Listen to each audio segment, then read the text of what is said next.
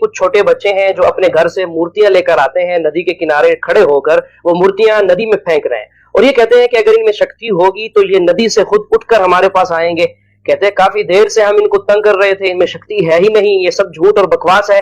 साथ में बड़ी अहम बात छोटा सा बच्चा कहता है कि हमारे ये भगवान मूर्तियां, इन पर अगर कुत्ता पेशाब करके चला जाए तो 10 दिन तक अगर वो पेशाब वहां से कोई ना हटाए तो वो भूख में पड़े रहते हैं, लेकिन उनमें इतनी हिम्मत नहीं होती कि वो अपने ऊपर से गंदगी। हम इन्हें अपने घर से त्याग रहे हैं, अगर इनमें शक्ति होगी तो ये 5 मिनट में बाहर आ जाएंगे। चलिए अब हम इन्हें फेंकना शुरू करते हैं। क्या फेंकें दीदी? हिंदू धर्म के देवी देवता है, भगवान है। हम हिंदू धर्म को आज से त्याग रहे हैं।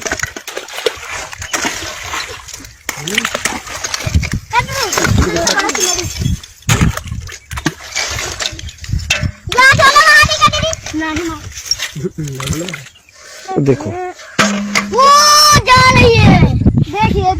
क्या नाम है तुम्हारा? हमारा नाम सगुन यादव। क्या करने आए थे यहाँ? हम यहाँ जो है गणेश जी, दुर्गा माता, शंकर भगवान और जो है और आदि भगवान, उन्हें हम यहाँ पे फेंकने आए थे अपने घर से झाड़ू लगा के। क्यों फेंकने आए थे? क्या आप तो तुम्हारे घर के लोग पूजा नहीं करते हैं इनकी? हमारे घर के लोग करते हैं लेकिन हम नहीं करते, क्योंकि हम इन्हें मानते ही नहीं। ये बस मूर्ख बनाने वाला काम करते हैं। ये जो ब्राह्मण है इन्होंने मूर्ख बनाने वाला धंधा किया। ना ही इनमें कोई शक्ति है, ना ही कोई जादू। अगर ये सब होता तो हमने इतनी देर से इनको परेशान कर रखा था। अगर इनमें इतनी शक्ति होती, इतनी वो होती, मतलब ये नदी से निकलकर यहाँ चले आते। अब जैसे हो गया कि हम अगर इनके पास धूप बत्ती रख दे, माला रख दे, अगर इनमें इतनी शक्ति हो तो ये पहन ले। हम कह दे भगवान आप अपने आप से ये सब कर लीजिए, क्या कर पाएंगे? आप भी एक बार कर लीजिए। और मैं और एक और चीज बताना चाहती हूँ, जैसे कि अब हो गया, अब जैसे इनका ये मंदिर है, हमारे गांव में भी है मंदिर। अगर हम उनके पास अगर कोई कुत्ता टट्टी कर जाए तो वो उन्हें 10 दिन तक सूंघते रहेंगे, लेकिन क्या वो अपने आप उन्हें बहा सकते हैं? जब वो अपने घर का ही, अपने आसपास का ही वातावरण नहीं सही कर सकते तो ये हमारा तुम्हारा क्या करेंगे? कहाँ से करेंगे? है इनमें शक्ति, अगर इनमें शक्ति होगी तो ये अभी नदी से चली आएंगी। बहन ने सवाल किया है कि वो कृष्ण की पुजारी है और जब बुत परस्ती करती है, मूर्ति पूजा करती है, तो उस ईश्वर का फोटोग्राफ रखती है, उस ईश्वर की मूर्ति रखती है ताकि कंसंट्रेशन के लिए, तो इसीलिए वो मूर्ति पूजा करती है।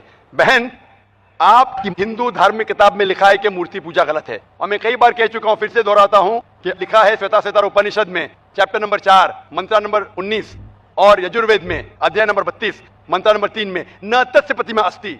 उस ईश्वर, उस भगवान की कोई प्रतिमा नहीं, कोई फोटोग्राफ नहीं, कोई पिक्चर नहीं, कोई पेंटिंग नहीं, कोई बुत नहीं, कोई मूर्ति नहीं।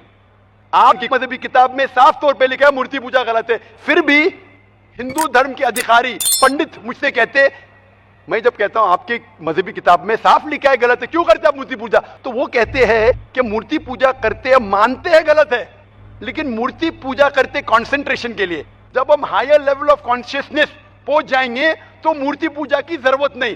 पहले शुरुआत में कंसंट्रेशन के लिए मूर्ति जरूरत है, हायर लेवल पे, हायर कॉन्शियसनेस पे मूर्ति की जरूरत नहीं। तो मैं उनसे कहता हूं, उन पंडितों से और आपसे भी, हम मुसलमान हायर कॉन्शियसनेस पहुंच गए, हमें मूर्ति की जरूरत नहीं।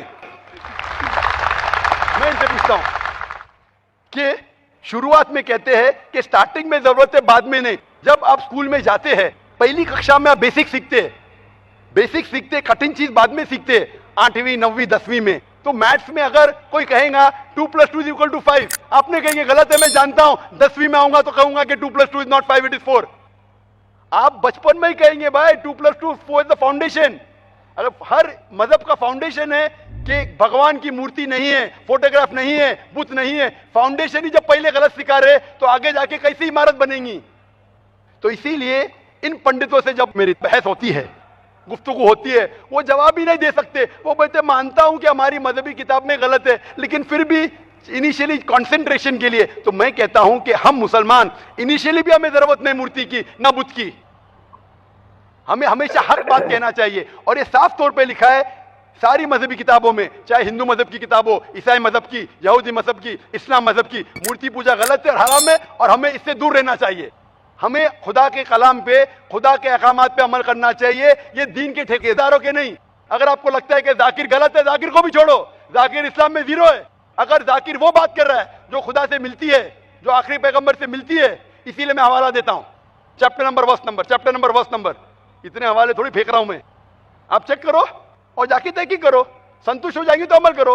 तो मैंने इतने हवाले दिया हूं बहन, आप मानते हैं कि बुत परस्ती गलत है अभी? Sir, I completely agree with what you said. माशाल्लाह, आप अग्री करते हैं लेकिन अमल नहीं करते। There's another point of it.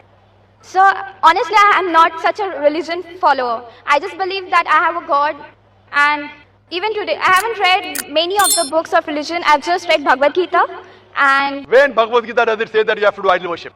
Sister, I don't want you to be very religious. At least be a little religious. And the basics of religion is that idol worship is haram. Idol worship is forbidden. I am asking you where, which chapter, which verse of Bhagavad Gita tells you that you have to do idol worship? Which verse? so I would like to say the reason I believe in idol worship. It is when I have a problem, a very big problem.